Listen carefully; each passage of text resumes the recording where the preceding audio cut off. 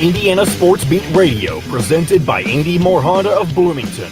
Looks over the middle, second guesses, fires, throws. Does he make the catch in the end zone? Yes! Touchdown! Oladipo to win it. Another one! He got Another it! one! Another one! Huge hole. He's at the 30. He's going to go. 10, 5, touchdown. Jonathan Taylor. Works down by Burke. Bounces into Cody. Puts it up. Scores!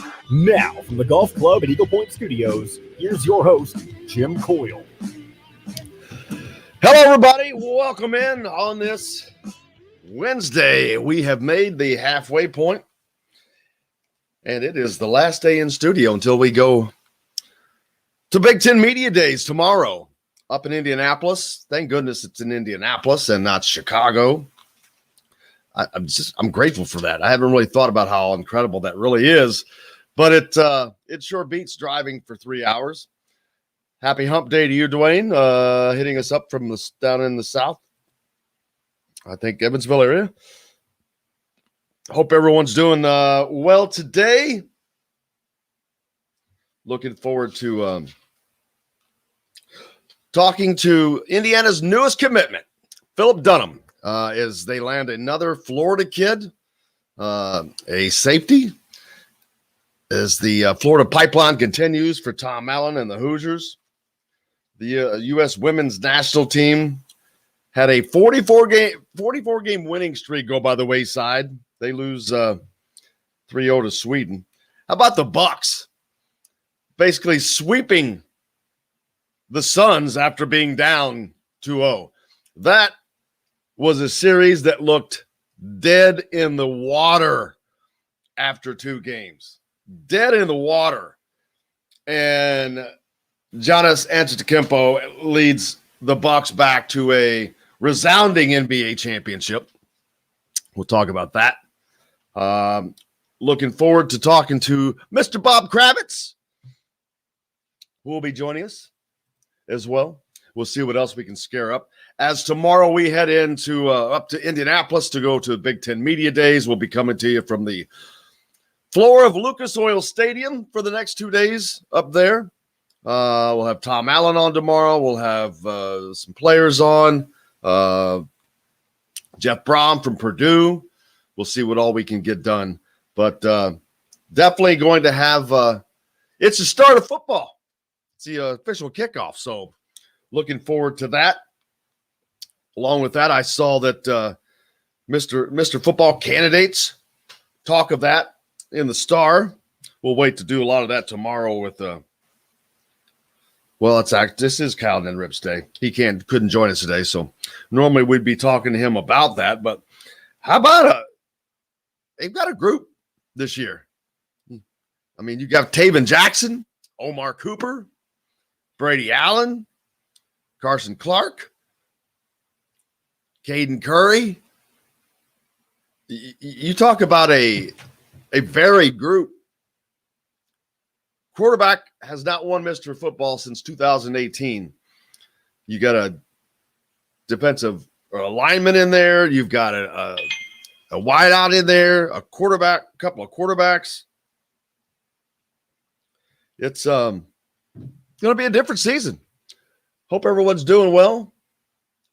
Former Louisville player Jordan Nora wins an NBA championship with the Bucks. Now he's off to Tokyo to join the Nigeria team to play against the United States. Will show be radio only from Indy? No, we're doing everything. Everything's normal, man. Coming to you live from Indy, just like normal. Everything stays the same, radio and YouTube. That was being asked by RBO Sprint. Make sure everybody knows it. No, we're here. We'll be here for you. So yeah, you'll be able to catch all that action. Looking forward to that. How's your day going? How's your week going? What are you looking forward to?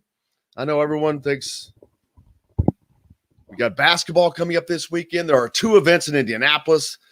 It just continues to be unbelievably busy with Big Ten Media Days. Indianapolis is extraordinarily busy this weekend. You've got Big Ten Media Days on Thursday, Friday, and some grassroots basketball going on Friday and Saturday. It doesn't stop. And it won't stop as the AAU season will lead forward right into football camp opening. And once camp opens, it's Katie bar the door and let it roll. I saw that ESPN released their first 2 stops on the college game day circuit. I think the first is going to be at the home of one of the HBCUs, historically black college and universities. I cannot remember, and I'll find it though. Let's see. The debuts on Saturday, August 28th. I think that's called Week 0 in Atlanta, the site of the Cricket MEAC SWAC Challenge. It's featuring North Carolina Central and Alcorn State. They then will travel the following week. They'll travel to Charlotte on Saturday, September 4th, when Indiana's playing at Iowa. But they'll be spotlighting the highly anticipated matchup between Georgia and Clemson in the Duke's Mayo Classic. So there's that. Now, that third week,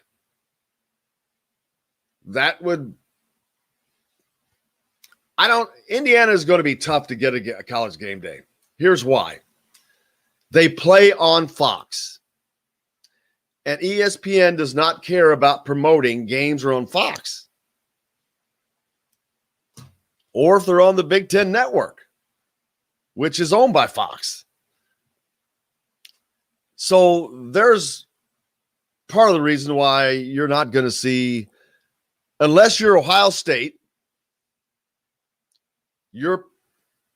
not a lot of Big Ten teams are going to be on there unless they're just a great team.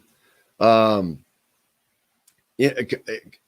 is going to promote their own, and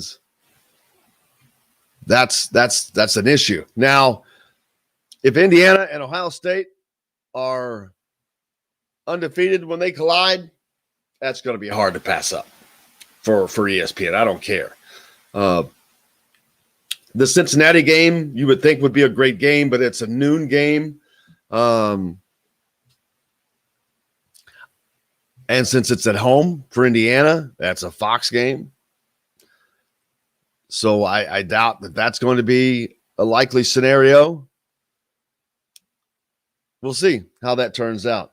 Let's see. Tim asked, loved the picture of Woody and Coach Knight at the reunion. Hope Bob gave Woody some good tips.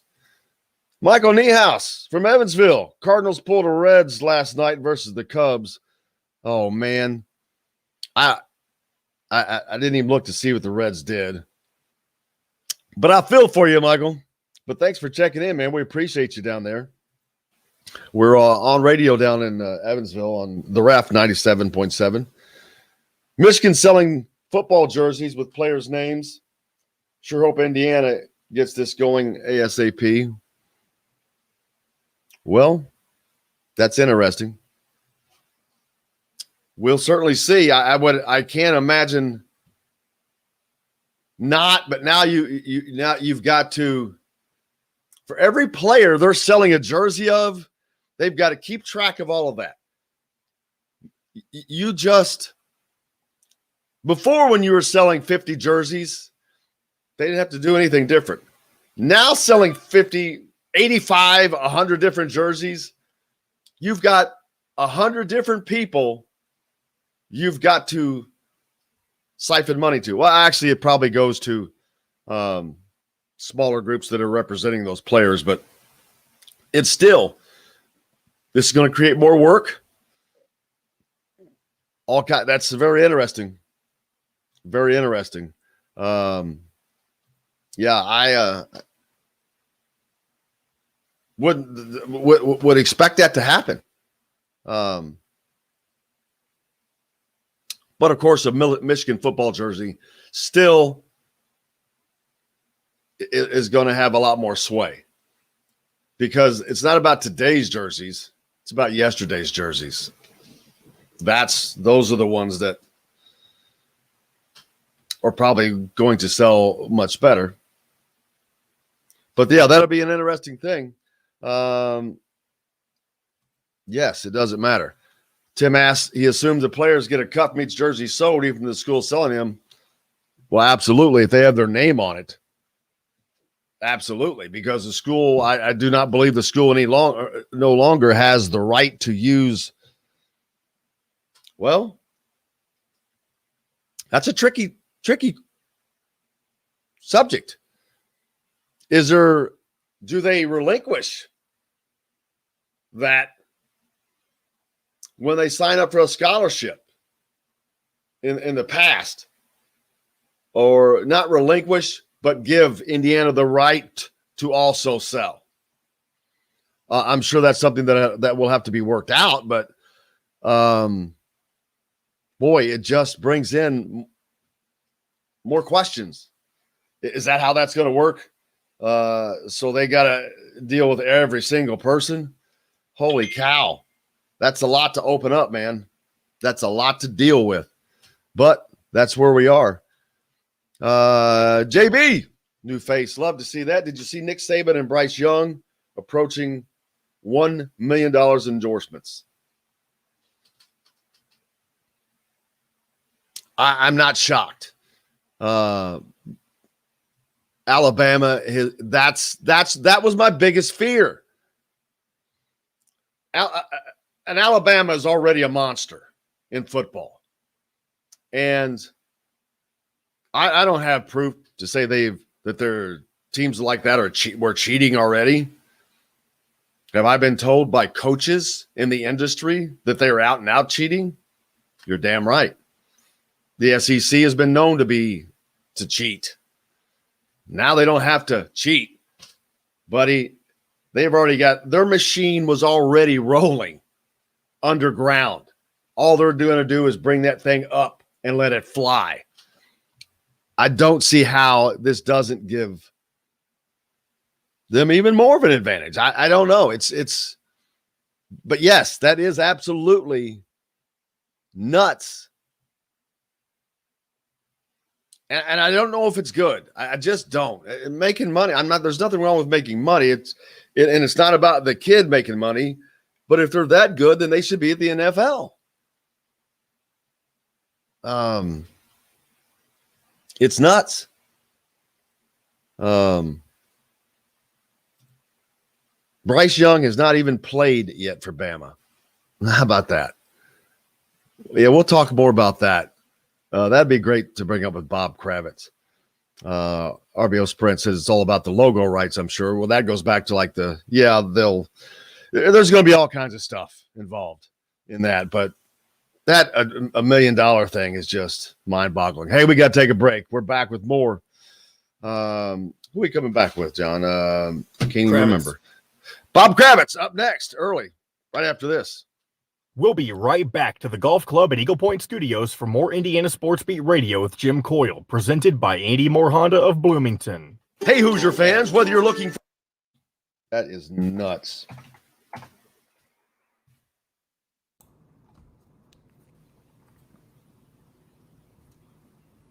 That is flipping crazy.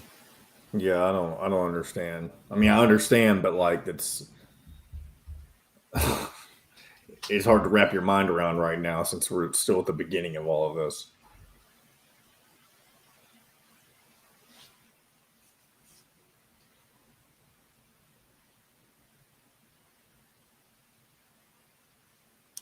Saban's acting like I'm going to save it. Yeah, go ahead. So I'm going to save it. I know. Go ahead and save it is what I mean. Oh, well, thank you. That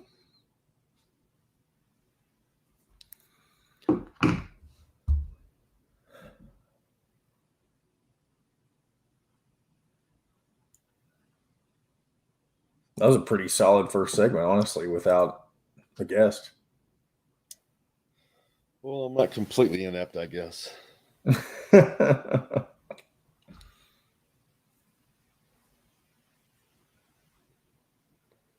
Well, another thing, too, that kind of stuff will be easier now that we're in a world of sports where there's things happening every day, just about.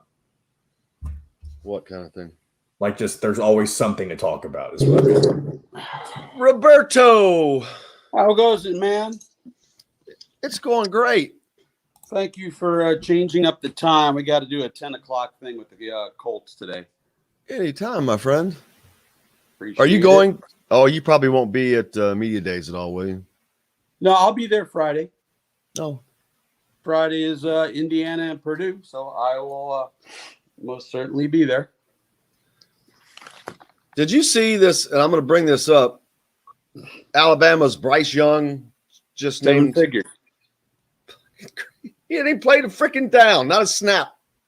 I know. Well, God bless them if they can get it. It's going to create. It's going to create. What I like is that we can mention this. So, some guy, like one quarterback, did a deal with an eatery, a local restaurant, so that his offensive lineman could pig out like every Tuesday night. Oh my God, that's hilarious. That's smart. Yeah, it's great. We can talk about the NBA Finals and the fact that this gives the Pacers some hope. Because Milwaukee's small market. They did it without really any lottery picks except for Brooke Lopez. All right, we got 10 seconds. Then stay for dinner at Sam's Clubhouse. Sam's Restaurants, professionals in the art of food and drink.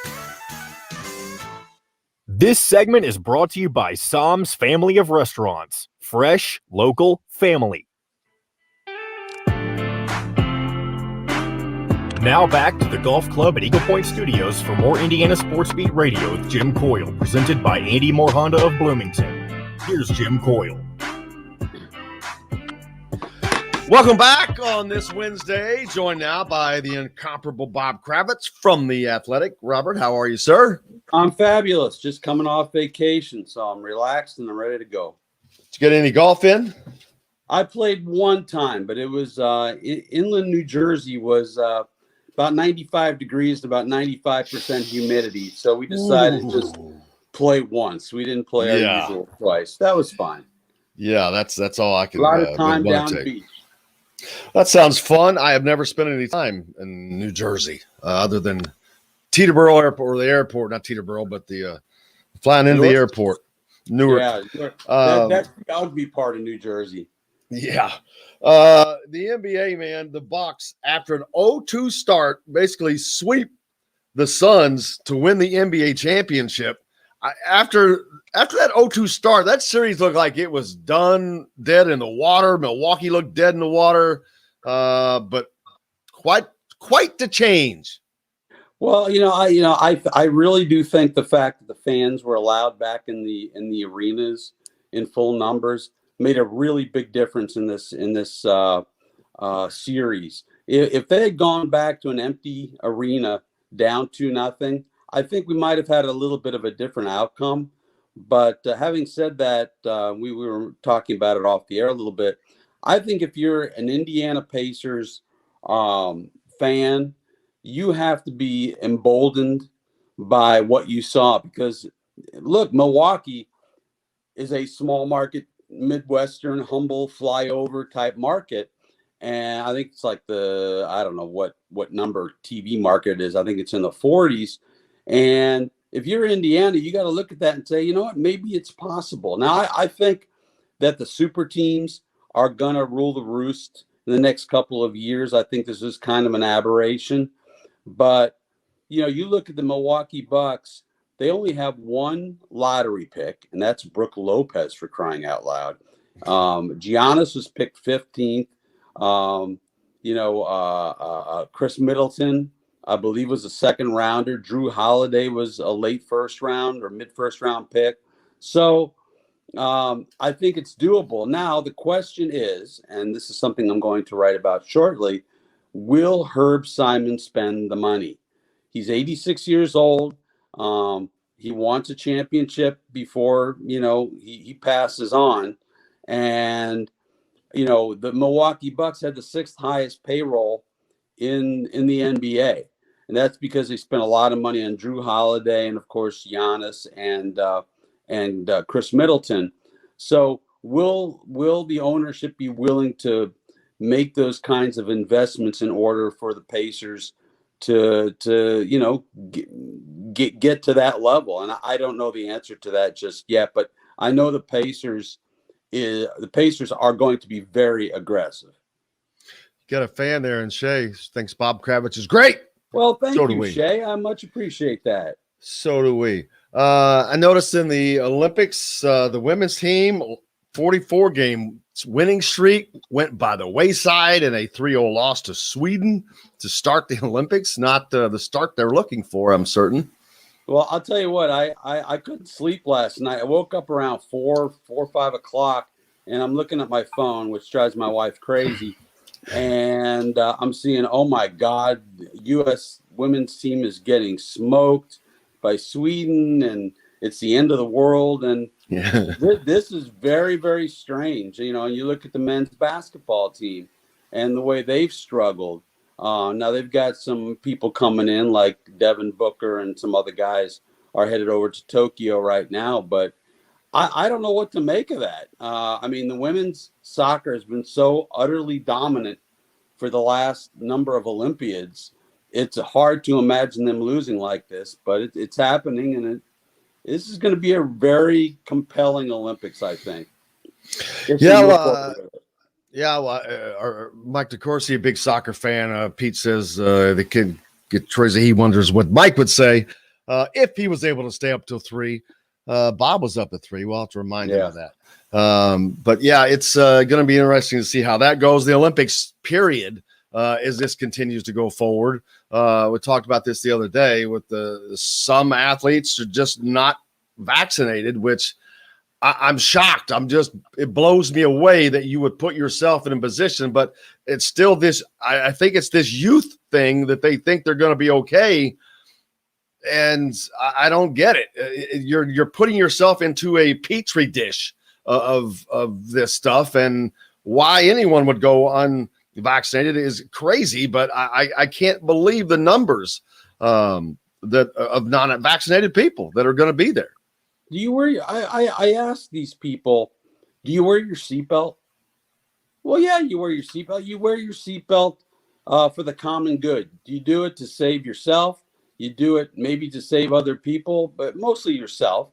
And, we don't seem to feel like the government is being too onerous and telling us what to do.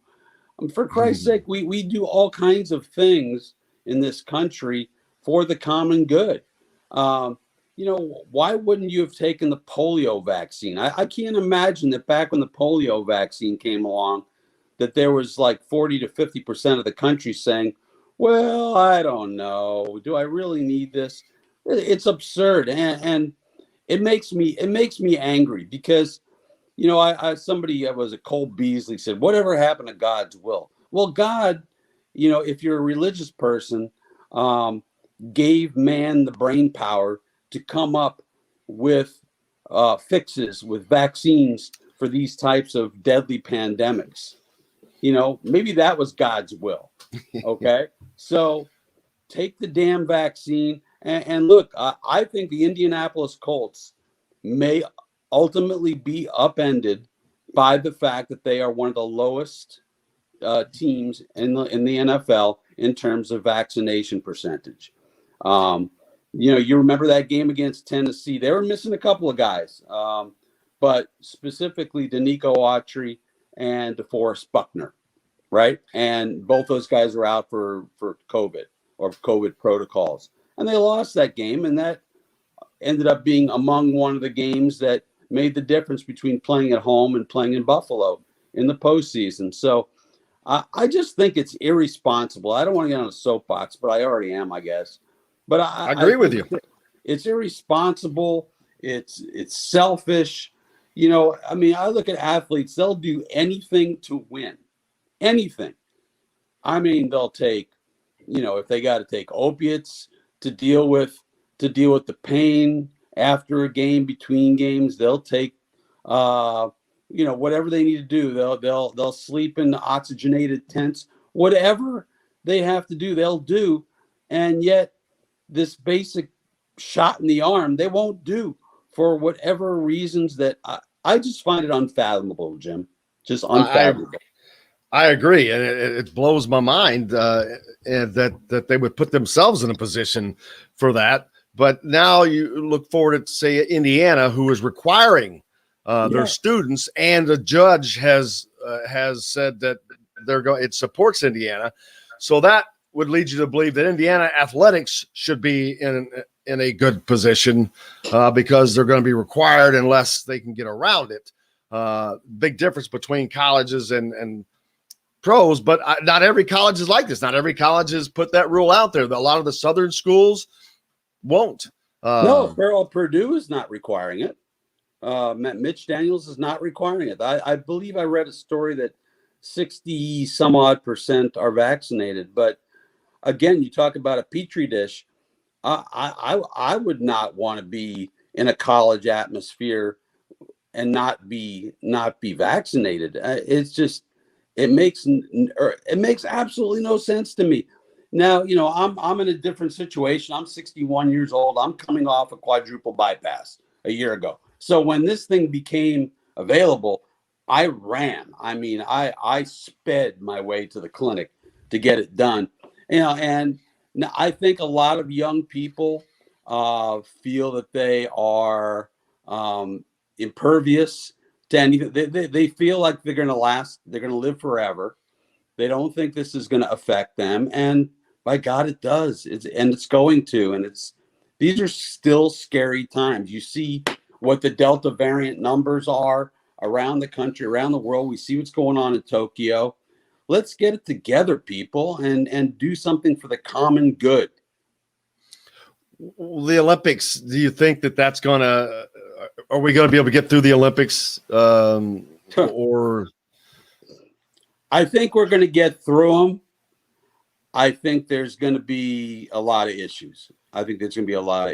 And look, I'm the biggest fan of the Olympics. I went and looked at the list of Olympic Games sites last night just for yucks. I've covered 13 of them, Jim. And they are the greatest events I'll ever cover. Better than any NBA final, better than any Stanley Cup final. Yes, I said better than any Stanley Cup final. But I do think every day we're going to hear stories about people testing positive. And I just, it's sad. It's just very, very sad. Okay. Shay, who thinks you're great, also says, well, Shay's had the vaccine. They also believe in a person's choice to get it or not. They have a choice, but it's a stupid choice. Also, but I think they should also pay the price, though. They should not be allowed. I mean, I don't want them to be. Man, I got it for a reason. I got it so I can go out and freely not have to worry about that. If you don't want to do it, then you should be required to wear a mask. Something. I don't think you should be able to walk around freely. I'm blown away that, if you look at the protocols for those who are unvaccinated with the Colts and in the NFL, does anybody want to live in 2021 the way they lived in 2020? These guys will have to live in the hotels. They won't be able to go out with their teammates. They won't be able to eat with their teammates. They won't be able to go into the sauna with their teammates. They won't be able to lift weights with their teammates. It's gonna be like vaccination apartheid in all these locker rooms, and it's sad and it's just nonsensical to me. To me, it's no different than it is a little bit, but like the smoking laws that are put in place. They're put in place for a reason. People cannot smoke in these areas because it affects the health of other people. This is the same thing. It's affecting the health of other people. And that's why that law was put into place, because it's not fair for someone to come in and heap all that smoke on you while you're trying to eat a meal or whatever. And when you don't smoke, it's the same thing with bringing in that. Why allow that to be brought into restaurants and to whatever else? I agree. I think that you look get at it or be known. You look at Canada, and Canada, they're exposed to the same sorts of disinformation that we are exposed to. And yet, after a slow start in Canada, they are blowing by the United States in terms of the percentage of vaccinated citizens. And I just think that, the political landscape, it's just become so toxic that people, it's been politicized, just like masks were politicized. And, I just think it's small-minded and petty. And, I don't get it. I really don't. I went on vacation this week, and some of my wife's family wasn't vaccinated, and it scared me to death. And I couldn't speak. I didn't try real hard to change their minds, but to the degree I did, I just got all this disinformation that's being disseminated on Facebook and other right-wing media outlets. And it's boy, I love talking politics. Well, it's funny though, because whenever you ask someone, they don't really give you a reason. There's never a reason based in anything other than I don't think. I always hear, well, it's not FDA approved. It got emergency use authorization. That means it was on a fast track. And, the greatest minds in the US and around the world were tasked with getting this thing beat. And, it's right at our fingertips. 99.5% of the people who are dying of COVID right now are unvaccinated. This is now a pandemic of the unvaccinated. Yeah, and it's I think that's going to be the measure of where we go from here, what those people decide to do. But right. What else is coming up with you? I know you've got the Colts thing coming up today as we get closer and closer to the Colts camp. Yes. You've been talking about, Big Ten Media Days and all those camps, but we're close and closer to football season. Thank God. Yeah, I have first I've got a long Peyton Manning piece going, I believe Monday. Got a Rick Carlisle long piece on him going sometime later this week, now that the finals are over. I'm interested in what I was talking about before with, how the Milwaukee Bucks victory informs what the Pacers do down the road. And of course, the Colts' first media availability is the 26th, I believe. So that's getting ready to start. So we're embarking on some exciting times. Of course, I'll be at the media days on Friday for Indiana and Purdue. More Indiana than Purdue, probably, because Indiana is going to be really, really good. And Purdue, I don't have such high hopes for. But there's a lot going on. So the long hot summer of having nothing to write about is pretty much over. There's a big Indiana got another commitment from Florida yesterday. A kid from Miami, a safety from Florida, Miami. Tomorrow, big commitment coming tomorrow. That and the timing of that tells me it's Indiana or Purdue.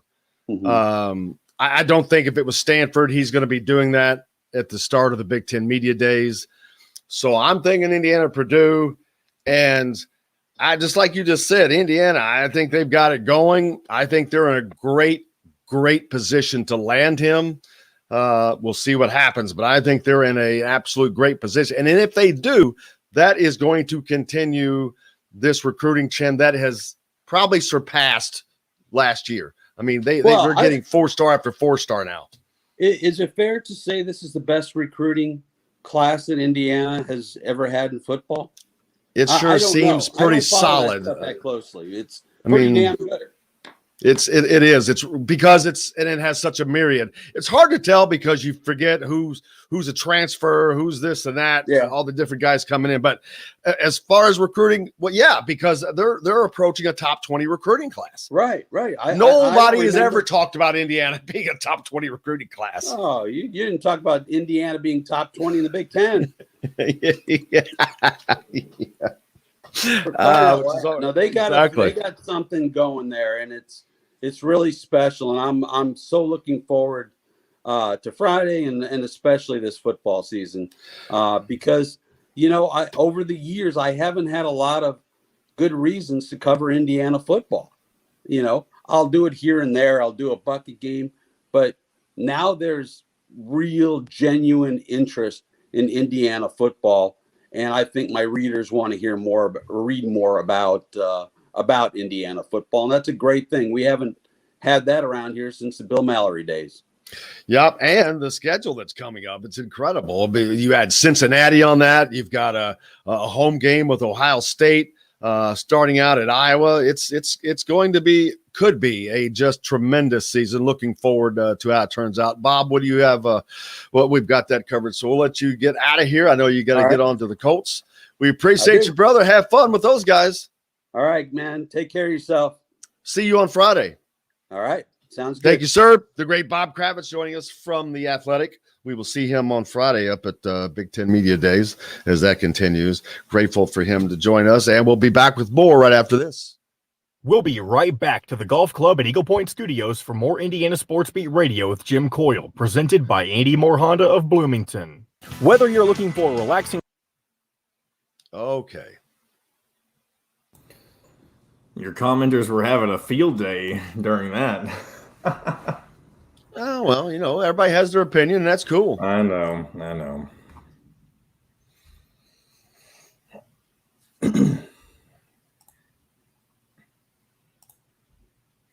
That's cool. It's what they need to have their own opinions. It would be boring without it.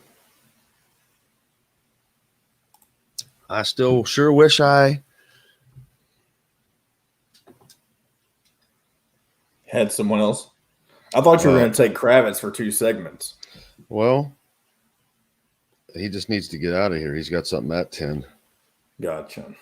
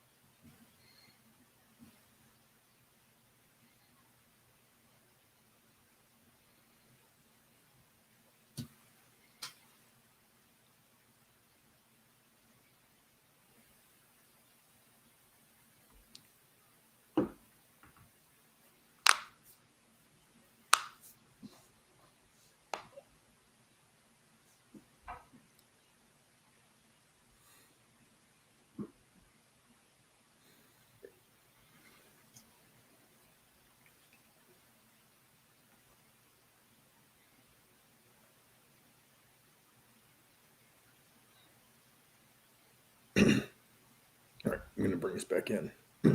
Honda of Bloomington's got you covered. They're Bloomington's #1 Honda dealer for a reason. For deals like this, how about a new 2020 Honda Civic LX front-wheel drive lease for just $180 a month? Or a new 2021 Honda Accord LX front-wheel drive lease for just $270 a month. Andy Moore Honda of Bloomington, Bloomington's #1 Honda dealer. Come see us at the all-new Andy Moore Honda, now in Bloomington. This segment is brought to you by Bubba's 33 in Clarksville. Pizza, burgers, beer.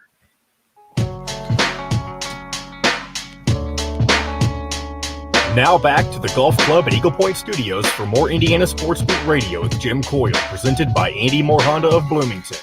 Here's Jim Coyle. Welcome back to Indiana Sports Beat. Hope you're having a great day. As we've hit the midway point of this week, and we'll be heading up to Indianapolis for the rest of the week for Big Ten Media Days. From the floor of Lucas Oil Stadium for the next 2 days. Cleveland.com has come out with their Big Ten preseason poll. Of course, Ohio State was a unanimous choice to win the league. and the East. Wisconsin over in the West. Purdue picked to finish 5th, I think. So they're not, the media that were involved in this, 34, not expecting Purdue to make a bowl game again. I mean, they were picked to finish 6th. I'm sorry. 6th in a 7-team division. 19 points behind Nebraska, but 22 points ahead of Illinois. Hey, you don't sleep on Illinois and Brett Bielema. I'm telling you, he's going to come in there and try to do something. But based on that poll, Purdue is viewed as a bottom feeder. How is that possible after this? It just seems difficult to understand. Jeff Brom is a great coach. We'll talk to him on Friday. It just hasn't worked at Purdue. I know they had a lot of injuries and whatever, but it's just weird how they have just been in this churn. And with the offensive players they've had, injury, but they've never had a really good quarterback. That's killed them. For one. David Bell. They've got David Bell still. He's expected to finish 6th, or he finished 6th in the voting for Offensive Player of the Year on that side.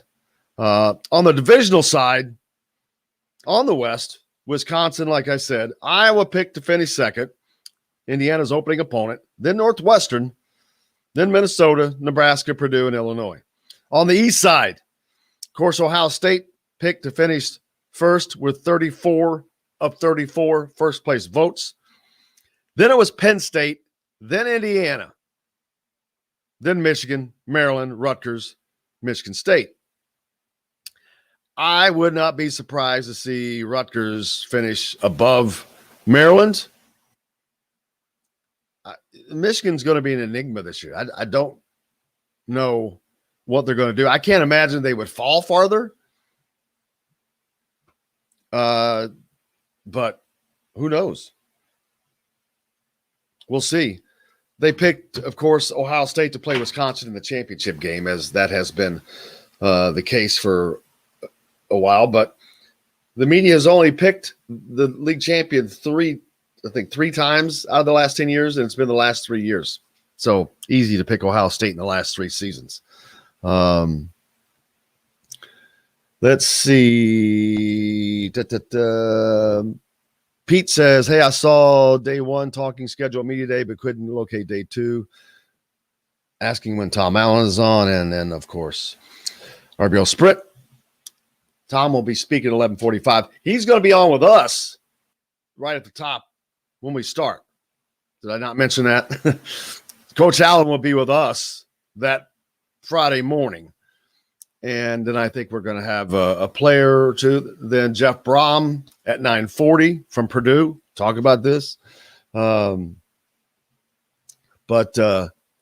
Yeah, we'll see what else we can get once we get there. It's trying to get that stuff scheduled in advance. It's kind of hard. Who you can grab, we don't know. But Tom Allen will be with us on Friday for certain. And then we'll probably get however many players. I think they've got, John, 3 players going up. Who are the players that are going up? So the 3 players that they have officially announced are Michael Penix, Ty Freifogel, and Micah McFadden.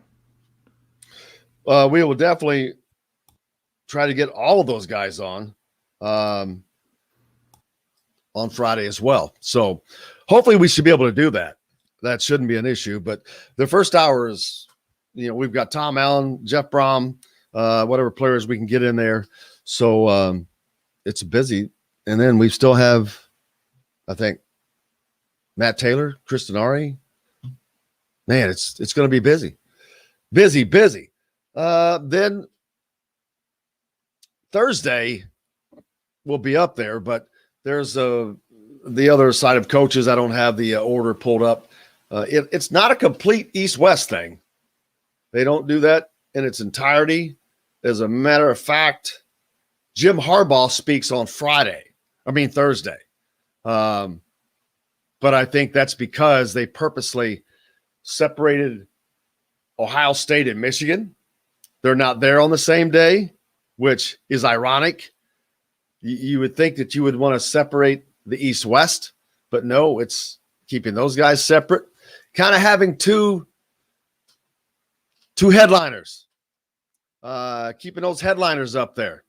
Harbaugh is always a man who gets a lot of attention, like I said yesterday, at the breakout sessions. That's when you can really ask some questions, and there's no doubt the Ohio State reporters will be there to insert the needles to see where they can get going. Thank you, Pete. Let's see. Good morning from Pat, Charlestown, Indiana. Appreciate you down there in the southern part of the state. Cemetery 66 says, using rivals, I use 18, 19, and 20 classes, landed 13 out of 68 with a 5.7 rating or higher. The 21 and 22 classes have landed 13 of 26, excluding kickers. Yeah, there's no doubt it's going to continue to rise. I'm feeling more confident about Joe Strickland. Strictly a guess. But like I said with Bob, the fact that he is announcing tomorrow, I do not think is an accident. I don't think that he's going to, if he was going to Stanford, I wouldn't think that he would come out the day before either of these coaches are going to speak at Big Ten Media Days and say, yeah, I'm going to Stanford. But one of them is going to get bad news regardless. Whether it be Jeff Brom or Tom Allen. And I think it might be Jeff Brom that gets the bad news. I just think that there is an overwhelming amount of support coming from within state, coming from with these kids. It is making a difference. They are really, it's not the 2-star kids that are saying, hey man, you should come here. It's cool. It's other 4-star kids. It's other high-level elite players. And the truth of the matter is, like in life, you give more respect to the opinions of peers, of those that have achieved, that those who have achieved where you want to be. So I just think that is going to end up being a very good case for Indiana, and that will continue. And the thing is, the best is not done yet. I think that this is just the beginning of an increase in recruiting for them. This is what you have to get to that next level. And winning brings that as well. But I think that they're on their way without question. Feel free to hit us up on the Andy Moore Honda hotline. As see, I will miss a few people. Oh, I want to make sure I don't miss anything over here. But how about the NBA Finals? It turned out to be a pretty – the TBT. I was watching the TBT. I couldn't stop watching the TBT while the NBA Finals was going on. I was like, man, I looked at the clocks. I'm like, okay, the TBT is going to end way sooner than the NBA, so I'm watching the TBT. That TBT last night between the Shockers, the Aftershocks, and whoever they were playing, ALS. They were playing ALS. Was just a tremendous game. It went down with the Elam ending. Let's see, where is that? Should be down here. There we go. 69-65. I don't know how long that lasts. Once they had set the Elam ending score, man, it was a battle. But the only bad thing is the Aftershocks are playing at home. They're playing at a home court advantage. They were playing in their. They seem to be playing in their home. Where were they? They just had that much of a crowd following them. But sideline cancer up tonight. Our friend Maurice Creek. That game's at 7:00. They take on the Buccaneers. So wishing Mo Creek good luck. He was on with us yesterday. We'll get him back on again while this continues to roll on. But I'm telling you, that was just a hell of a game. And when you add the fact these guys were playing, it's winner take all, $1 million. You could tell at the end of that game last night, man, those guys were just going at it. I thought it was a blast. And that's what you got now. The NBA is over. So let's see. 247 is updating the football rankings today. Dunham should get a ranking. Let's see. The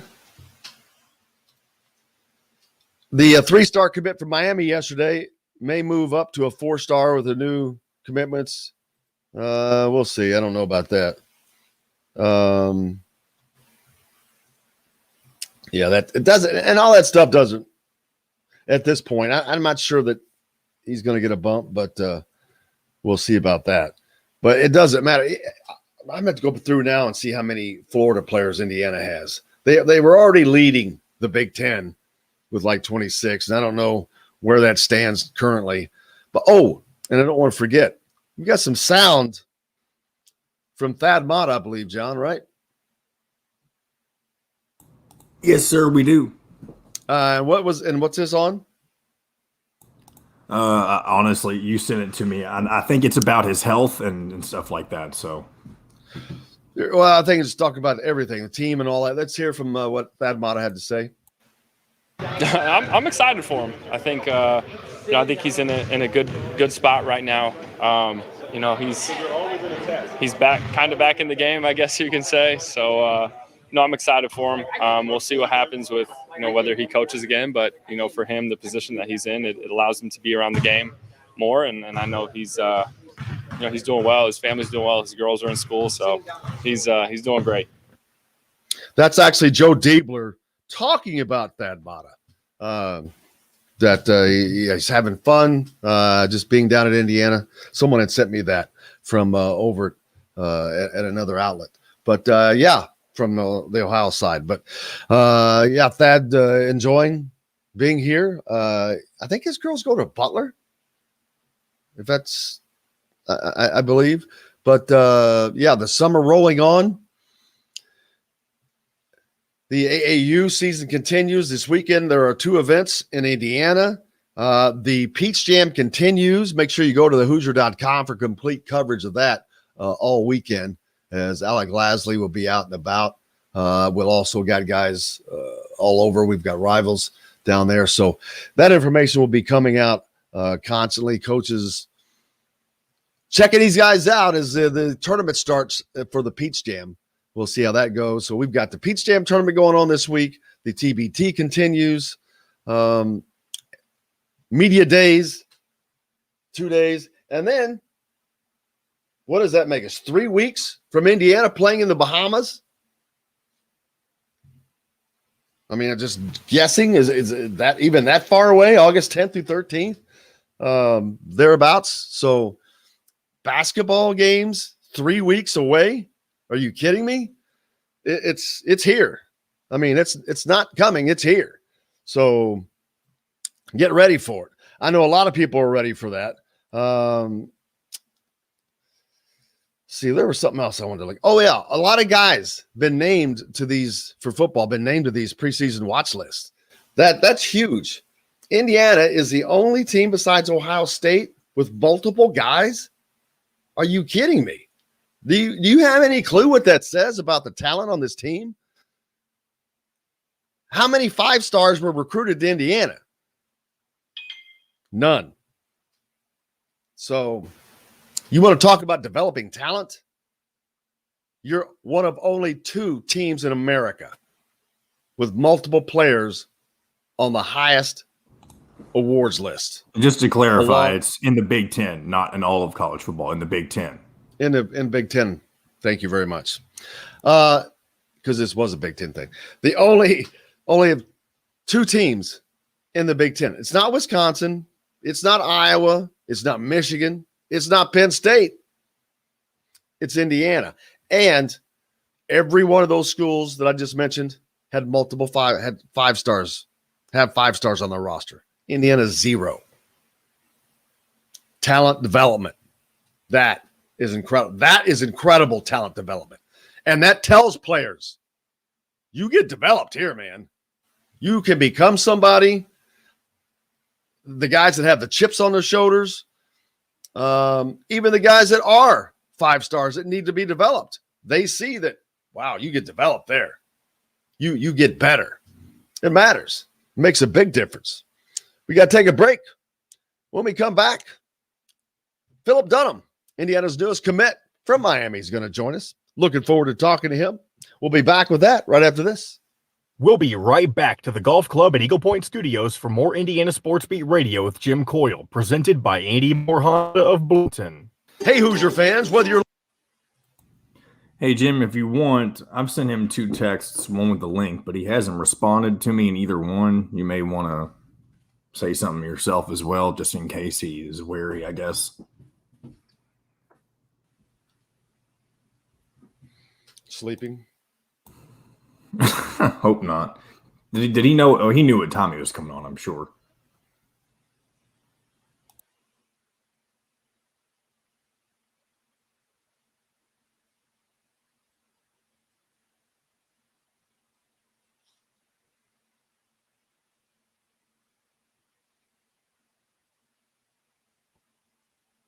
Sorry, the person you were trying to reach has a voicemail box that has not been set up yet. Straight to voicemail. Please try your call again later. Goodbye. Well, I'm sure that means his phone is either off, dead, or he's asleep, probably. Or he's asleep. Maybe.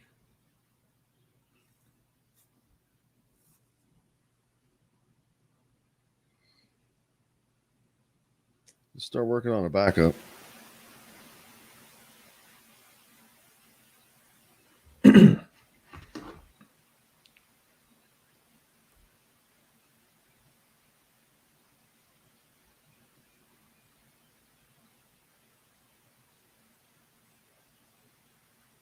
Want to get Paul? That's fine. I'll see if he's able.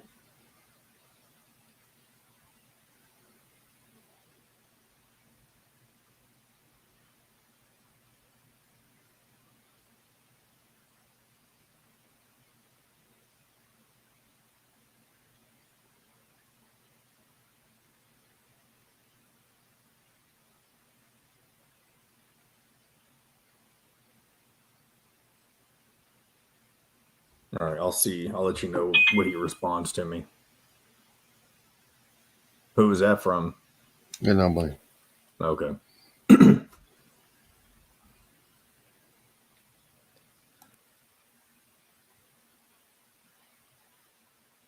Tim says call Todd.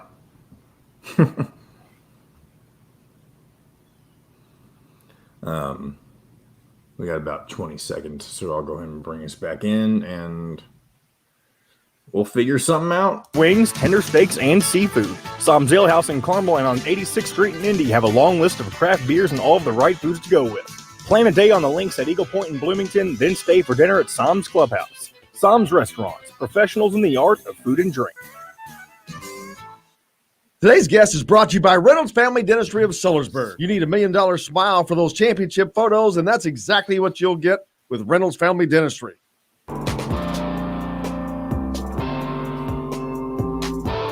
Now back to the Golf Club at Eagle Point Studios for more Indiana Sports Beat Radio with Jim Coyle, presented by Andy Moore Honda of Bloomington. Here's Jim Coyle. Welcome back on this Wednesday. We've hit the midway point of the week, heading to Indianapolis tomorrow for Big Ten Media Days. We'll be coming to you from the sidelines of Lucas Oil Stadium. Wonder if we're going to be on the sidelines or the end zone. That'd just be cool in and of itself. Looking forward to that. I've never done that. That's going to be kind of wild, to be honest with you. So, yeah, we have to make sure we'll have the cameras going. That'd be kind of cool. Well, actually, that would be a great background. I didn't think about that. Normally, while we're doing Big Ten Media Days, Radio Row is usually off in another room. This is going to be more akin to like the Super Bowl, the big events, how they have everything down on the field, which is awesome. So that'll be cool. Looking forward to that, as should be fun. We were hoping to talk to Philip Dunham. I think we'll try to get him on here in a little bit, but it's just another great getting a kid from Miami. Didn't have a ton of offers, I'll be honest with you. App State, Central Michigan, Florida State, Howard. But Indiana sees something in him. And they've done a pretty good job developing defensive backs.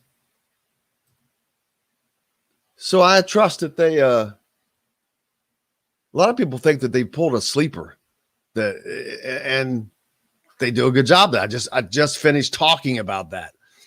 How good of a job Indiana has done developing talent. This could be another one. And it would just further cement. You don't have to be a 5-star.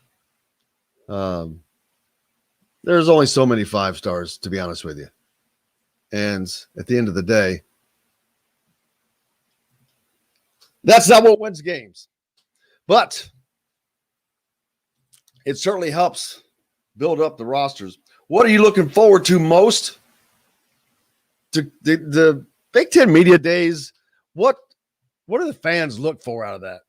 I don't know what that even means. I'm reading comments over here. But I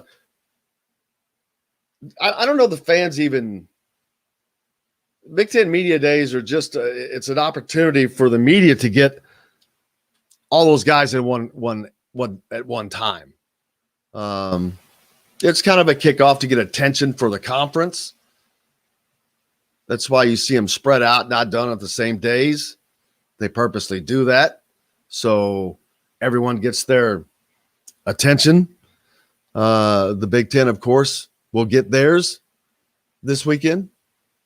Plenty of that is the NBA Finals being over. That helps as well. So there's that.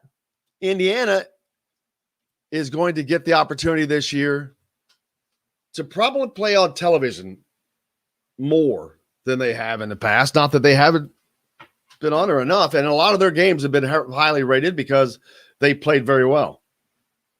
But you've got games against Iowa, Cincinnati, Michigan, Penn State, Ohio State. Though that's 5 major games out. That's 40% of your schedule is a major event. 40%, nearly half your schedule. That is incredible. That is what can bolster Indiana easily. They've got to win either at Michigan or at Penn State, in my opinion.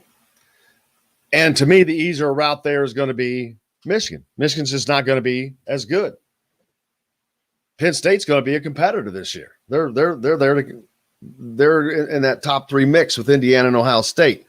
Michigan's not. Michigan is not, and Indiana needs to go up and win that game. I'd like to see them win at Iowa. I'm not saying that they're not. I think that they certainly can. But losing that game is not catastrophic.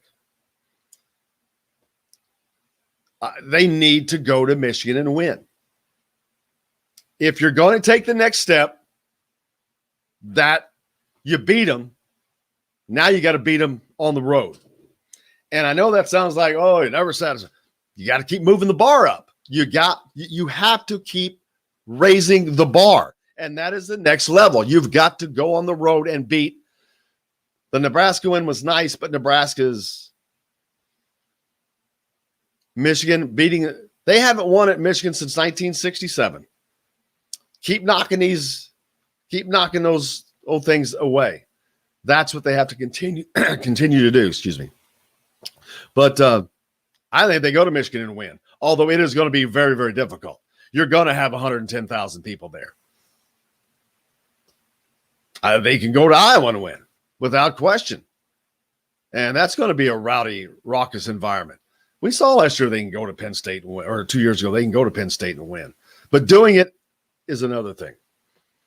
But now also Indiana has a target on its back. Indiana is in a unique position of being the hunter and the hunted. You've got the teams like Michigan State and Maryland and Rutgers. I want to put Michigan in that category that are chasing Indiana at the moment. Indiana is still chasing Penn State a little bit, even though they beat them last year. They're not perceived to be over them. They're picked by most people to finish behind them. So they're still perceived to be below them. Indiana's chasing Ohio State and Penn State and Wisconsin and Iowa. That's another reason. A win at Iowa puts them on par there. And that is just another notch up. And that also is winning on the road will help home football sales. When you win at Iowa, people want to be a part of that. That next game, that Cincinnati, that Idaho game, potentially, I don't know. It'd be tough to sell that one out because that's going to be all Indiana. There are going to be very, very, very, very few Idaho fans there. So that will be all Indiana. If Indiana beats Iowa, it's going to be very interesting to see what that stadium looks like for that Idaho game. What are the fans going to do on the opening kick home game in 2 years that they could go to with a team that is set to beat the band? I think that the Idaho game is going to be a important mark to see where fans are right then. Are they still in a wait and see attitude? We'll find out. A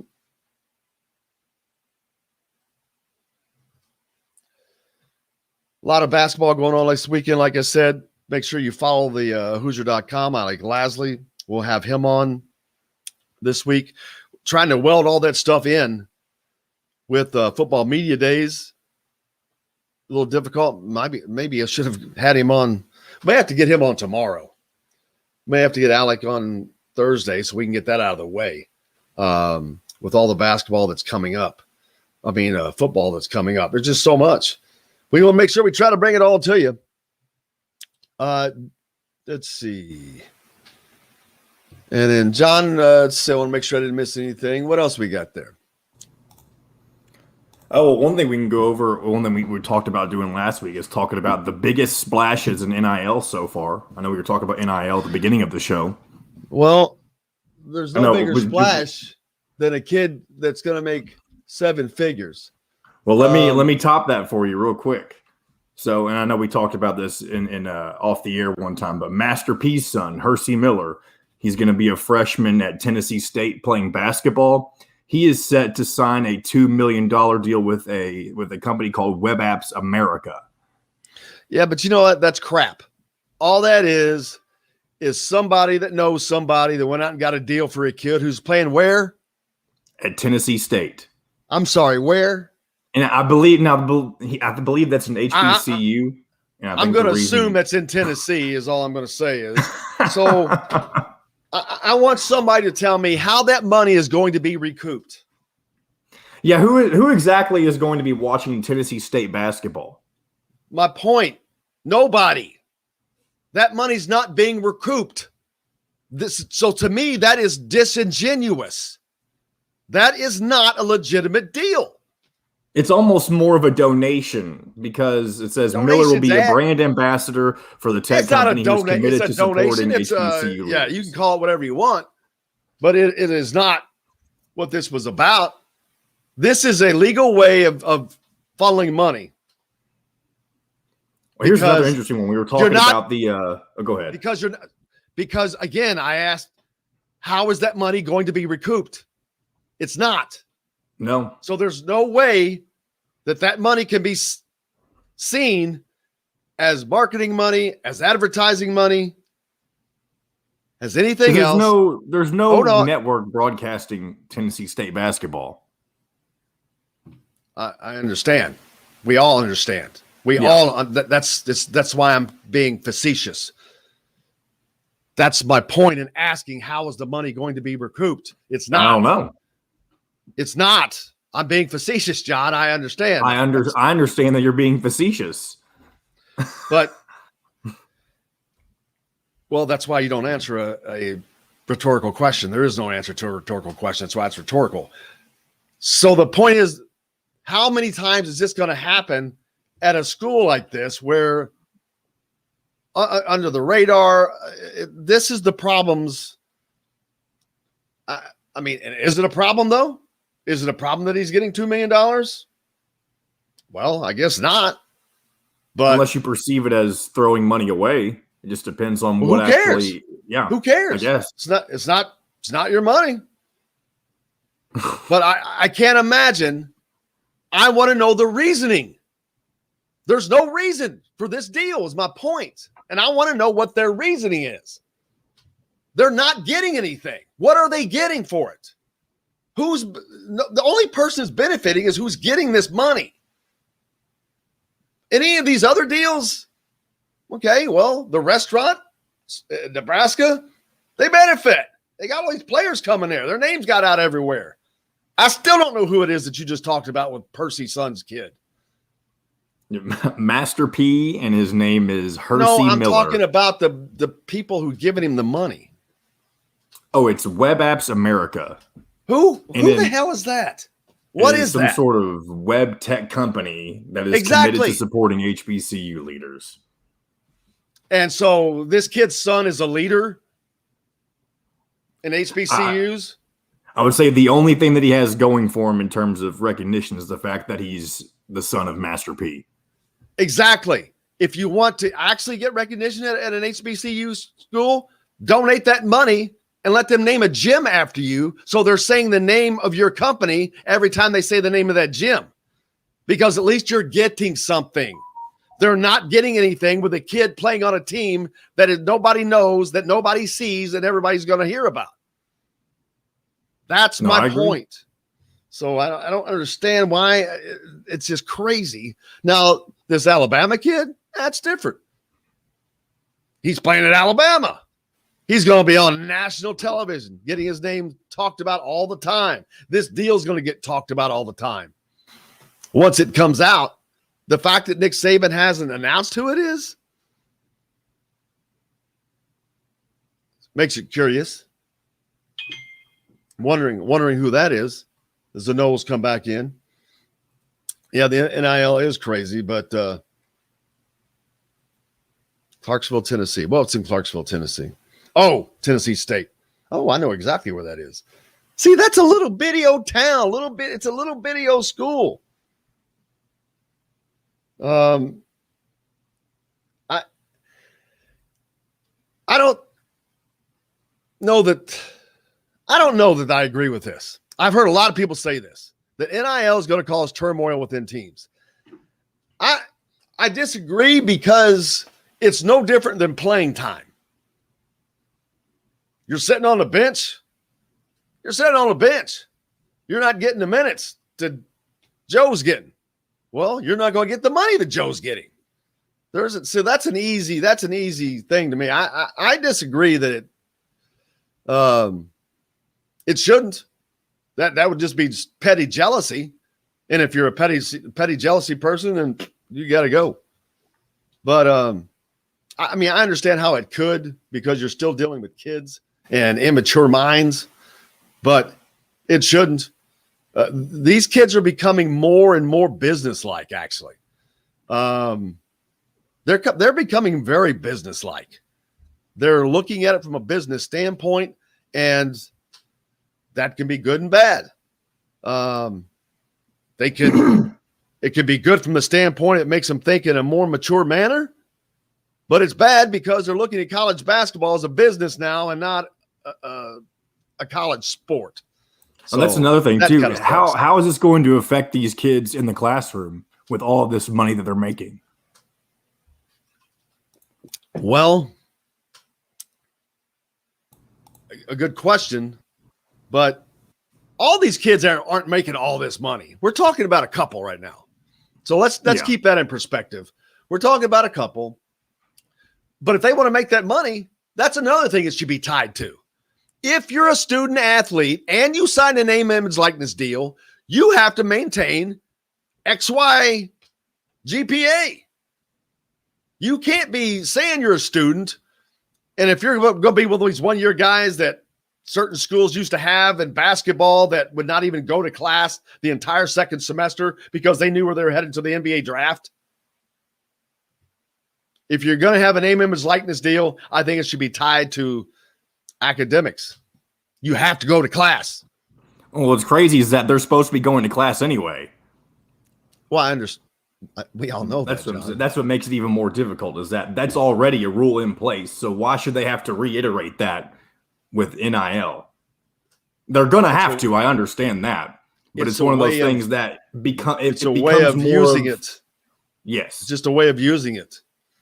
Just a way of using it and preventing a guy who gets this big deal that's going to play. Well, in football, you can't do that. You got to play for 3 years. So there's that. I still think it needs to be tied to academics also. I don't know. There's too much. There's so much that I don't know that you're going to be able to who knows where it's going. The NCAA doesn't know where it's going. Mark Emmert no longer wants the NCAA basically to run college athletics. He wants the conferences to do it, the schools to do it. Which is kind of funny, and this is going to be funny because I'm behind Mark Emmert on this. Do you know what he's finally saying?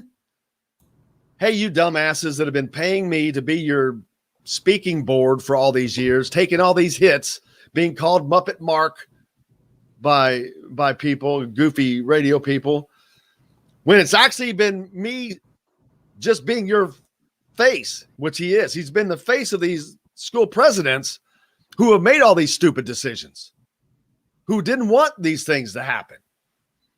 And now he's saying, all right, well, you didn't want it. It's here. You wouldn't let it happen until it was already ran over us. Now it's here. Now what are you going to do? Now they're playing from behind. They've got I got to tell you, he's kind of ballsy.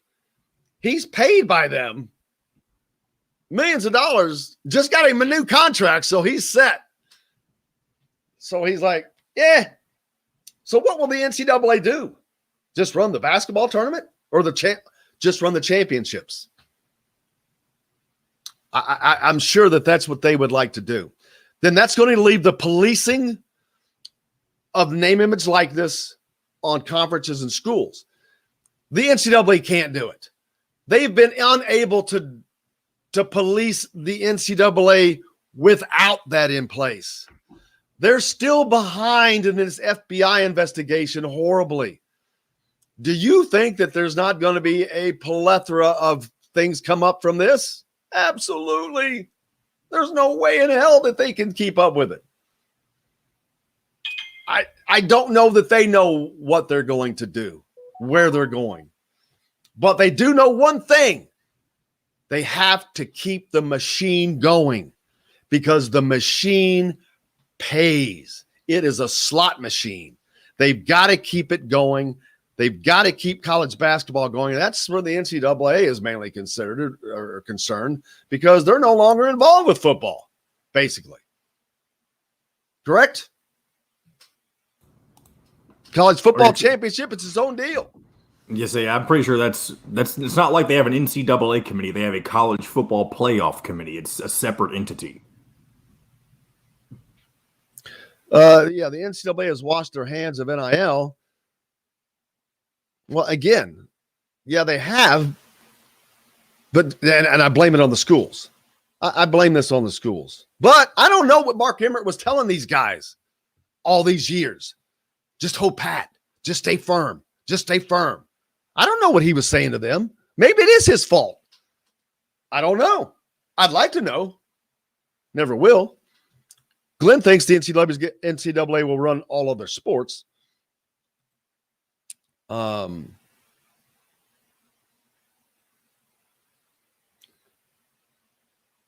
you go. When you break down, the machine breaks down. From the movie Platoon. There you go. But yeah, I mean, the NCAA does not run the college football playoffs now. The college football playoffs are separate. Is that going to go to 12 teams? I saw Dabo Swinney yesterday come out that they are not in favor of the 12-team playoff. Of course they're not. Well, Dabo Swinney's not in favor of anything. No, because he wants everything stacked on his side. He plays in the weakest conference in Power 5. They skate through it every year. They don't have to play anybody. No, he's got this big machine going. Of course he doesn't. I'd love to see it. I'd love to see it. No, he didn't want to play a team like Indiana that nearly beat Ohio State, that kicked the crap out of him. Love to see it. We hit a break. All right. We got to hit a break. We'll be back with more right after this. We'll be right back to the Golf Club at Eagle Point Studios for more Indiana Sports Beat Radio with Jim Coyle, presented by Andy Moore Honda of Bloomington. Whether you're looking for... Paul can join at 10:45 if you want him then. Well, yes. Okay. So we can do that. And then, I'm going to email you something real quick. Jonathan sent me, since we couldn't find the football logo. I will find it. Well, he sent me one for us, and I want to start using it tomorrow. Who's Jonathan? The thumbnail guy. Oh. Let me just forward it to you, and you can let me know if you want to use it or not. I've got it. I'll find it. I've got to find it. I've got it. Tons of them. I'm more concerned about that is because I'm not concerned. I'm not concerned about the logo at this second. I know, but what I'm saying is for whenever he and I make promos for Big Ten Media Days tomorrow, I don't really want it to have a basketball logo on it. No, I got you. Kind of looks, yeah. No, I understand. Yes, you are correct.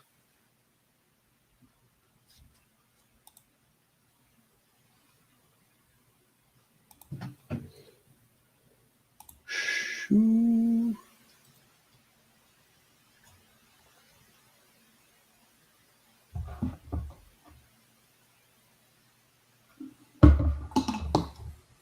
Glenn Rainey says, need a football.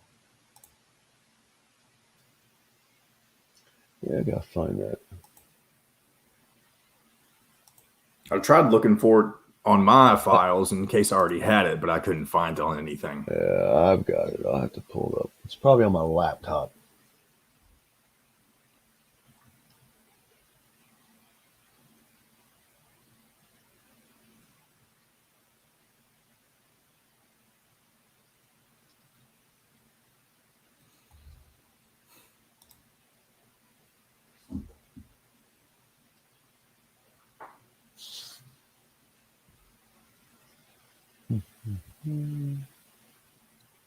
If you have any, if you run out of other topics, I think I have one more thing we can squeeze into if you want to wait for while we're waiting for Paul to join at the end of this segment. It's not NIL related; it's something different. So the Olympics begin today. They do. Opening. Right. Well, how do they begin today if opening ceremonies are in 2 days? I feel like I've heard of that happening before. It's kind of weird how that works, but yeah, it's kind of dumb. I'm gonna bring us back in. Drive lease for just $270 a month. Andy Moore Honda Bloomington, Bloomington's #1 Honda dealer. Come see us at the all-new Andy Moore Honda, now in Bloomington. This segment is brought to you by RE/MAX Advanced Realty, Indy Home Pros team by Cheryl Sizemore. Now back to the Golf Club at Eagle Point Studios for more Indiana Sports Beat Radio with Jim Coyle, presented by Andy Moore Honda of Bloomington. Here's Jim Coyle. How's your day going? We've reached the midway point of the week. It's Hump Day. Yesterday or tomorrow, coming from Lucas Oil Stadium for Big Ten Media Days the rest of the week. Speaking of which, Indiana graduate student running back Stephen Carr is a preseason candidate for the Doak Walker Award. That was announced this morning. Carr joined IU as a transfer from USC on May 20th. He earned his degree in communications already. A Gardena, California native, he rushed for over 1,300 yards on 264 carries, 12 touchdowns, 35 games with the USC Trojans. Also caught 57 passes for over 400 yards. He's going to be a great addition. The running backs room has taken a step up in many ways. Coaching, talent. Indiana's going to be good. That now leaves Indiana with a preseason watch list of Tom Allen on the Dodd Trophy, Ty Freifogel, Michael Penix on the Maxwell Award, Michael McFadden, Tywan Mullen on the McDerrick Award, Michael Penix Jr. on the Davey O'Brien Award, and now Stephen Carr with the Doak Walker Award. I wouldn't be surprised to see more continue to come. As IU athletes are gearing up for the Olympic Games, hopefully they go through. Opening ceremonies are in 2 days, but they actually begin today after being delayed a year already because of COVID. 15 Hoosiers will be participating in the games. It's a big number. And that's IU, that's the Indiana University student athletes. In addition to 2 coaches, they've arrived in Tokyo. That's mostly from swimming and diving, of course. Bailey Anderson in swimming, Zach Apple, Michael Brenninger, Andrew Copi-Bianco, Marwan Ekmash, Tomer Frankel, of course, you can go on and on. Ray Lewis is coaching. You got Lily King, Blake Peroni. Oh, you've got Gabby Rennie playing in women's soccer. Shayla Roche playing for Canada in women's polo. Lily King, of course, like you mentioned, Ali Khalifa. Drew Johnson's a coach. Michael Hickson diving. Jessica Gaudrew from Canada water polo. Man, Indiana's got a good water polo team. You got a couple players playing in the Olympics. Tomer Frankel swimming for Israel. Marwan Ekmash swimming for Egypt. So, kind of cool how that goes. But several Olympians. Of course, it's on NBC, so you can watch that as to your delight as it makes it Friday night, the opening games. Lily King going back for another gold or 2. What can she get done? Looking forward to that. As we head into media days for this Indiana football team, the burning questions are, biggest question, can Michael Penix stay healthy? Indiana's fortunes rest basically on his knees. And it's not that Jack Tuttle is not a more than capable backup. He's he's probably a better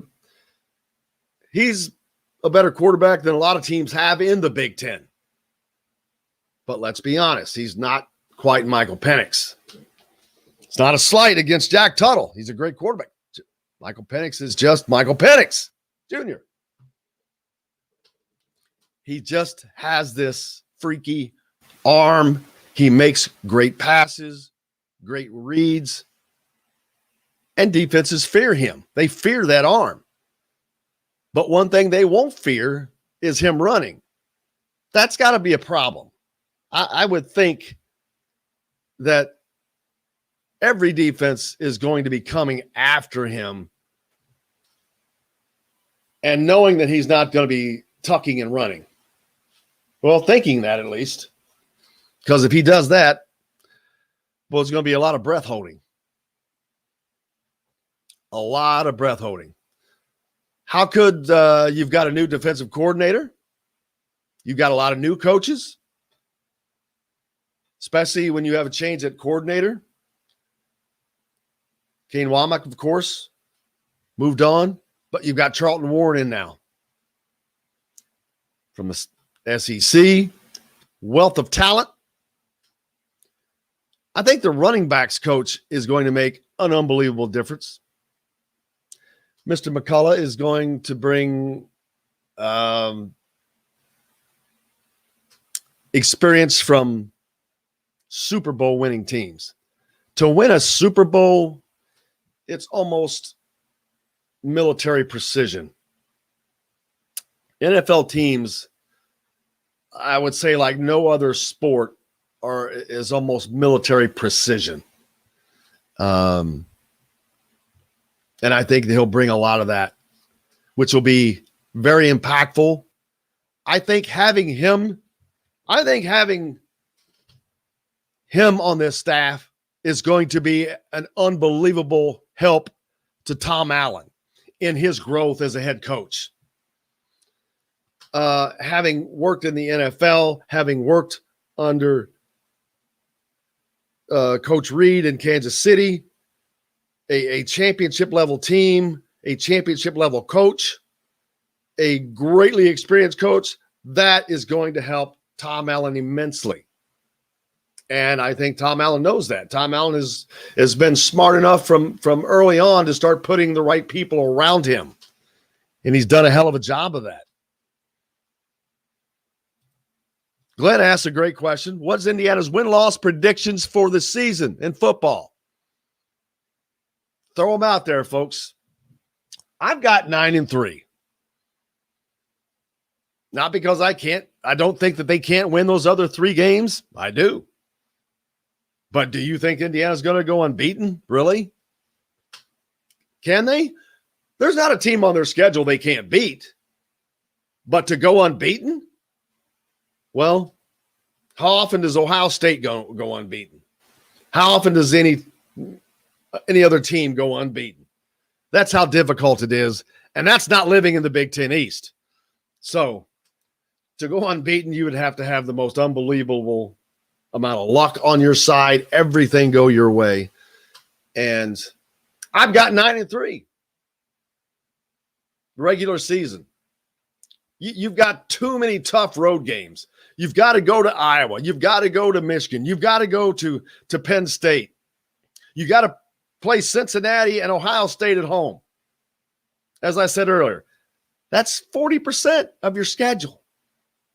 That will be marquee events, ranked. Michigan will probably be the only team in that group that's not ranked when both teams play.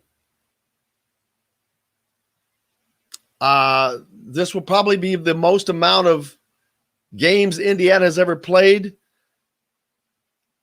as and against a ranked team this season. And I mentioned the running game earlier. Tim correctly points out finally having a good backfield should help Michael Penix take the pressure off. They haven't had a running attack. Stevie Scott was nice. You know, he was always going forward, but he just seemed like more of a red zone type running back. You know, when you almost fullbackish, just didn't have that speed, a little more strength and speed. And that's okay at a certain time, but you'll take speed all day and twice on Sunday. You can't coach speed. But yeah, Indiana needs to improve the running game for a lot of reasons. That is one of them. Take pressure off of Michael Penix. Make another option. If that option's not there, that gives the defense another alley that they can key on. Glenn thinks Indiana goes 8-5. Wow. What are the 5 losses? I'm not buying that one. His team is too good for that. If this is all, I can't do that. There's no ifs. I'm not doing ifs. I'm sticking to 9-3. And I don't have losses picked, but I will say this. Beating Ohio State is going to be tough. Winning at Penn State is going to be tough. Winning at Iowa is going to be tough, but I think they can, and I think they will do that. I think they're going to win at Michigan. I think that, seriously, they could be 10-2. Very, very – I can't say easily because it doesn't come easy, but I really believe that they could be 10-2. Penn State is going to be a tough, tough game. Winnable. Ohio State's going to be a tough game. More winnable than last year because Indiana's better. I don't know that Ohio State is. But I think the 10 wins are easily attainable for this team. Can they get there? We'll find out. We will certainly find out. Paul Gable is going to join us in the next segment from thehoosier.com, and we'll talk a little bit more about that, about the recruits that have signed and the big one that is yet to make this announcement tomorrow. Joe Strickland. We'll see what Paul's thoughts on where this lies, but, in talking to him, I think Joe Strickland has really struggled with this decision. And he knows it's a 40-year decision, as people say. Where you go to school, it's going to change the trajectory of your life. Things happen differently. We'll talk with Paul Gable when we come back on Indiana Sports Beat. We'll be right back to the Golf Club at Eagle Point Studios for more Indiana Sports Beat Radio with Jim Coyle, presented by Andy Moore Honda of Bloomington. Hey, Hoosier fans.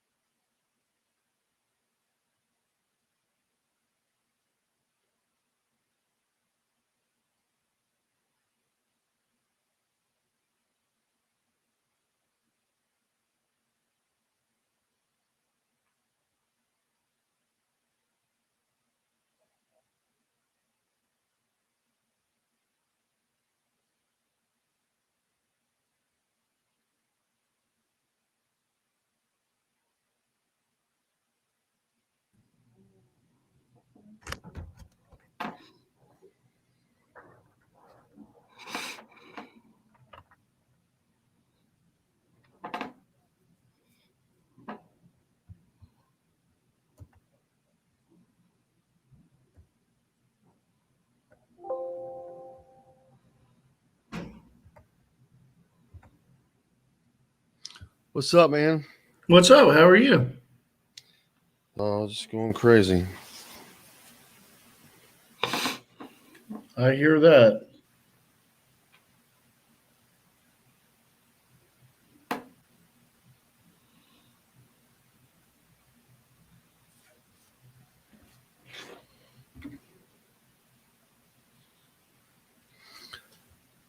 Are you going up? Are you going just Friday or Thursday and Friday?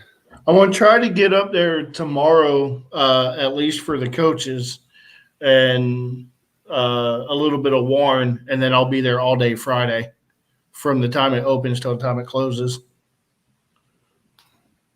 All right, Charlton Warren, talk. Steaks and seafood. Sam's Ale House in Carmel and on 86th Street in Indy have a long list of craft beers and all of the right foods to go with. Plan a day on the links at Eagle Point in Bloomington, then stay for dinner at Sam's Clubhouse. Sam's Restaurants, professionals in the art of food and drink. This segment is brought to you by Andy Moore Honda of Bloomington. Now back to the Golf Club at Eagle Point Studios for more Indiana Sports Beat Radio with Jim Coyle, presented by Andy Moore Honda of Bloomington.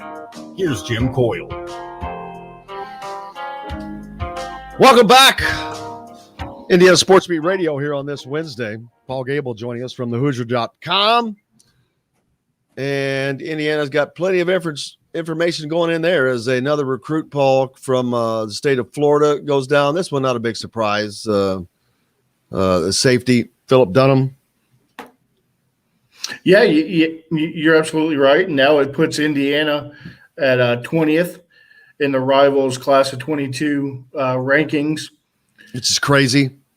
Extremely crazy. Something that I don't think anybody thought would have happened this quickly under Tom Allen. And you mentioned Philip Dunham. And when I talked to him, it was the same – almost the same talking points with him as it has been with all the other recruits who have committed so far this year, Jim. And it was, I love the culture. I love what they're building there.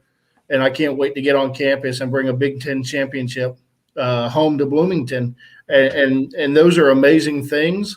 And it really goes to show just what Tom Allen and his staff have been able to do in such a short period of time. But more importantly, what Tom's been able to do, having changed coordinators and assistant coaches the last 2 seasons.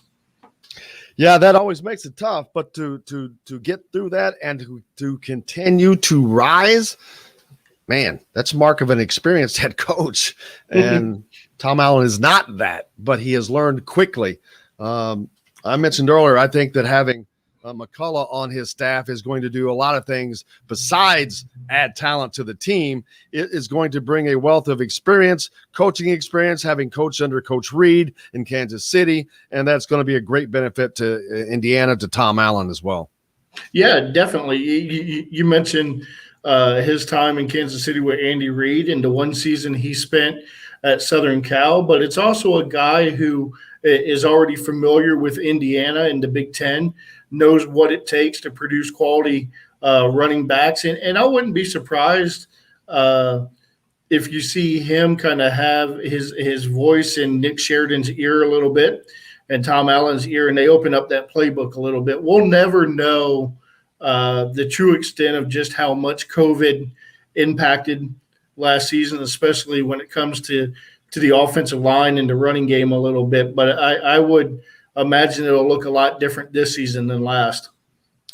Heading into Big Ten Media Days, where all the talk, all the hype about everything, but it all revolves around the health of Michael Penix Jr.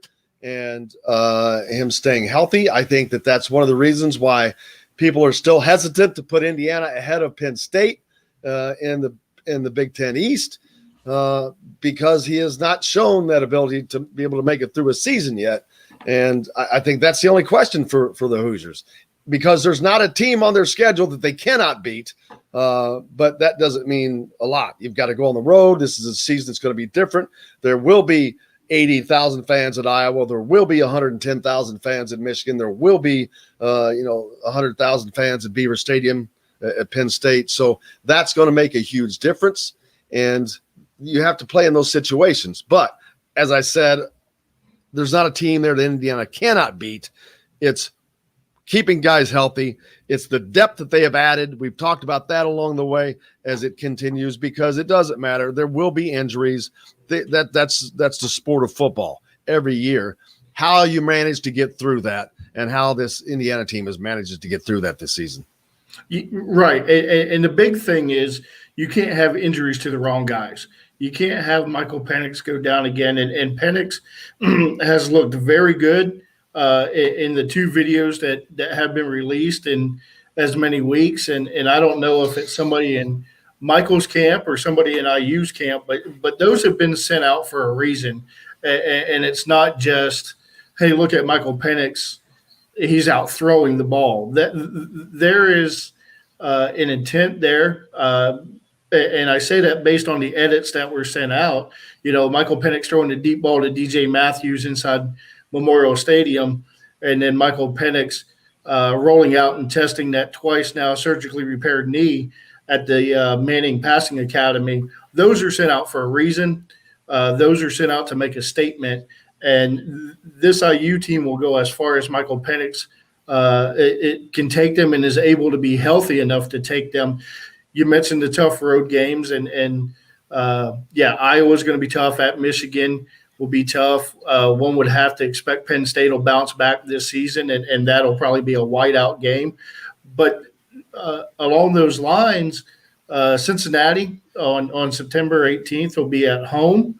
And I would imagine that they will pack the rock, and you'll have a sold-out crowd for that one. It's a tough schedule. It's not the toughest schedule, I don't think, in terms of the Big Ten. But saving grace is you get Ohio State at home, who will probably have a redshirt freshman at quarterback this season. Yeah, and while those games are going to be tough, I agree. Where's Glenn? Glenn was – He threw up a 7-5 record this year. No, that's the wrong one. Here we go.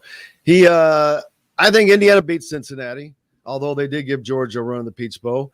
Iowa at home is tough, but they don't play well in the beginning of the season. I think Indiana can upset them. Ohio State says, come on, dude. Lost by a touchdown on the road at Ohio State last year after throwing a pick 6 and 2 fumbles in the red zone. Purdue, just not good enough. Sorry. That is not going to be I don't know that I don't know that the Purdue game will be if Purdue will stay within 2 touchdowns of Indiana. And Penn State, yeah, they're tough, but so is Indiana. But I think Indiana's going to have a 9-3 season at worst. That's just my guesstimator, but none of that stuff matters. We got to get into the season once we get there. But Jeffrey mentions he likes the defensive coordinator that Indiana lost, Kane Womack, but what they brought in is this is a step more. They've gone a step higher, I assure you. Indiana is continued in the coaching ranks to elevate. Every time they're elevating. Now, yep. I'm not going to say that Nick Sheridan was an elevation over Kalen DeBoer. It was not, but he's doing fine. He'll get Kalen DeBoer was just higher up, but the rest of these guys, it's been an upgrade. The running backs room needs a punch. It needs something. They have not delivered in this offense. And it is the one thing that has kept Indiana's offense from being prolific. They don't have a prolific offense, even with Michael Penix, until they have a running game. Yeah, and that running game will take so much pressure off of Mike. I think there were times, especially that second half at Ohio State, where Mike felt like it was all on his shoulders and he had to go out and make plays and will them back into games. Jeffrey mentioned Kane Womack, and I like Kane Womack as well, but Kane Womack left a lot to be desired in his game plan at the Outback Bowl. He was focused elsewhere, right? And this is a big step up. Charlton Warren is a guy who has been there and done that in the SEC. Tom Allen would not have brought him in if he didn't think it was a step up. And to your point about Sheridan,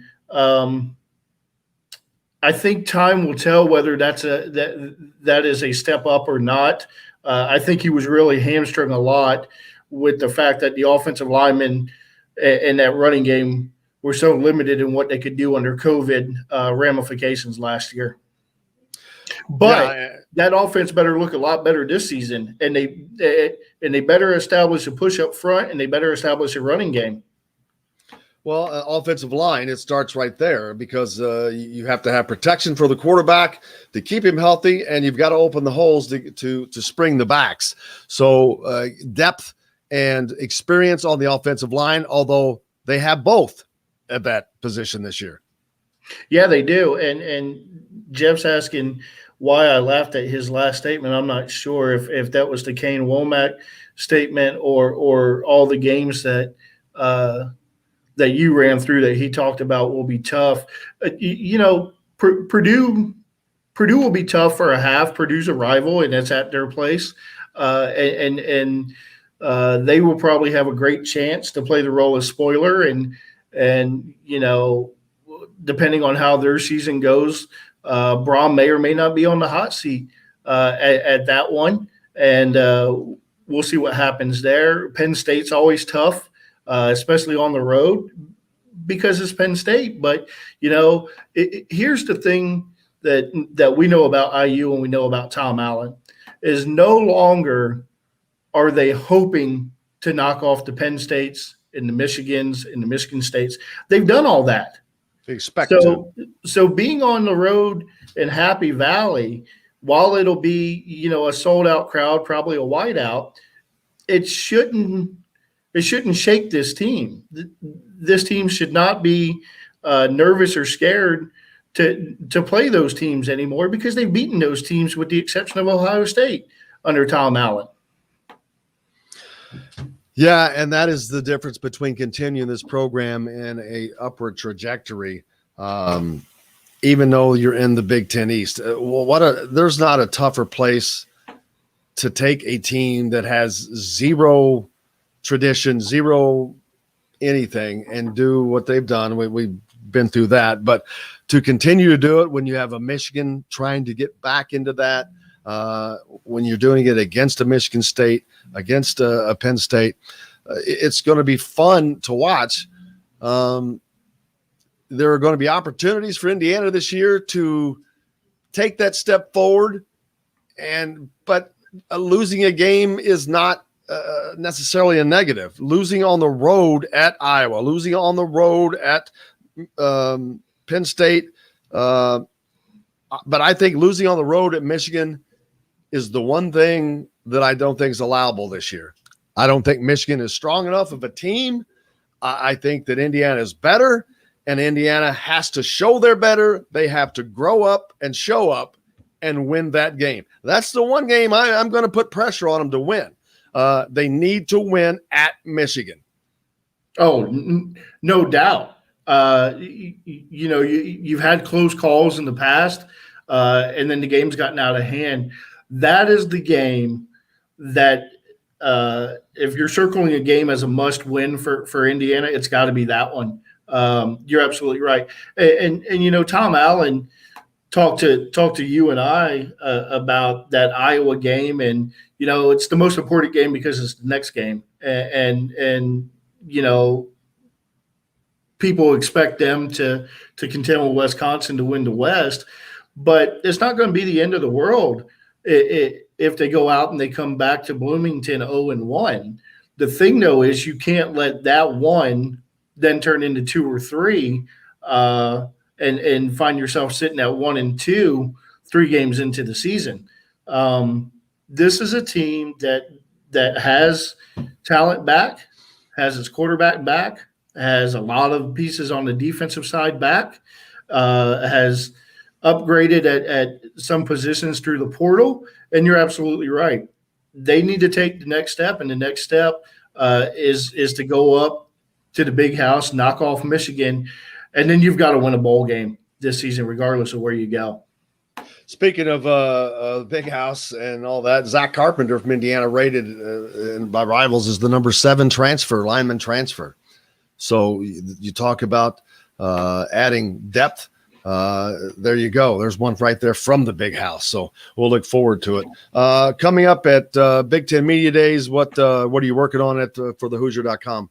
Yeah, so obviously we'll have all the IU coverage and Penix and Ty Freifogel and Michael McFadden are the players who will be coming with Tom on Friday, looking at a look around the Big Ten and how all the coaches feel about their programs, with an emphasis on those who are on Indiana's schedule. And then I'm really, really interested in hearing Commissioner Warren, who didn't publicly speak out a lot last season, but to hear how they've bounced back from COVID and his thoughts on the NIL and what it means for the Big Ten. Looking forward to it, man. We'll be coming to you from the floor of Lucas Oil Stadium. Can't wait. Paul will be up there. The Hoosier.com will be there. Indiana Sports Beat Radio will be there.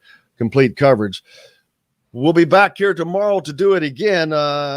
We couldn't get Philip on with us today. We'll try again to do that. Waiting for the commitment tomorrow of Joe Strickland. We'll hopefully try to get him on Friday if that goes Indiana's way. But until then, thanks a lot to you guys. Most of all, we appreciate you. Thanks to John, the producer. Thanks to Paul. Until tomorrow, I'm Jim Coyle. I will see you on the radio.